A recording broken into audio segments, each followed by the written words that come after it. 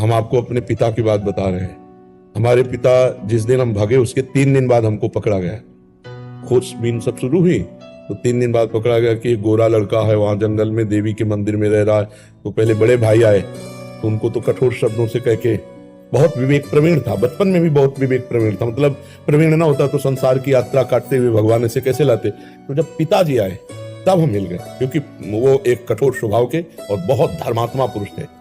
उनकी हम आंखों में कभी आंसू नहीं देखा। बहुत ही दृढ़, सर्दी गर्मी भूख प्यास सब बर्दाश्त करके संतों की सेवा करना, गरज से एकदम किसान आदमी ऐसे। तो जब वो आए तो हमारे मन में आया कि मारेंगे अगर हम आंख खुलेंगे, बात करेंगे तो उत्तर हमारा मानेंगे नहीं है, और इनकी हम अवहेलना कर नहीं सकते। तो आंख मूंद के बैठ गए। जो ही देखा पिताजी आ रहे तो आंख मूंद के बैठ। वो नजदीक आए अपने स्वभावश, उठ खड़ा हो, नहीं खड़े, खड़ा हो, नहीं खड़े।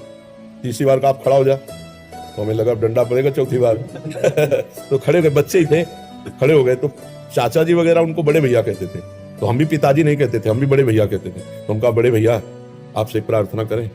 उनका बताओ, उनका ये जिंदगी भगवान के नाम है, आप चाहे काट डालो ना घर जाएंगे ना आपकी बात मानेंगे। तो हम उनकी कृपा की बात बता रहे। एकदम चैप्टर बदल गया, जैसे भगवान की कृपा ना, तो उनका सच्ची, हमका आपसे सच्ची बात करें। घर नहीं जाओगे करना, कभी जिंदगी में ब्याह नहीं करोगे करना।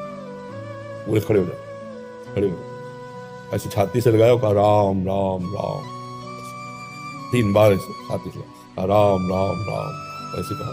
कहा जाओ, अगर ऊसर में भी बैठोगे तो फूलों की वर्षा हो। जाओ, जिंदगी में कभी तुम्हारा कोई बाल बांका नहीं कर सकता। पर एक बात ध्यान रखना, अगर आप बाबाजी बनते हो तो हमारा आशीर्वाद, ऊसर में भी बैठोगे तो फूल बरसेंगे, और जिंदगी में कोई बाल बांका तुम्हारा नहीं कर सकता। और अगर कहीं किसी की बहन बेटी देखी तो फिर तो हमका जिंदगी में आप इस बात को कभी नहीं सुनोगे। तो वो तो पधार गए, कई वर्ष हो गए उनको पधारे हुए, और उनका आशीर्वाद, माता पिता का आशीर्वाद भगवान का आशीर्वाद होता है।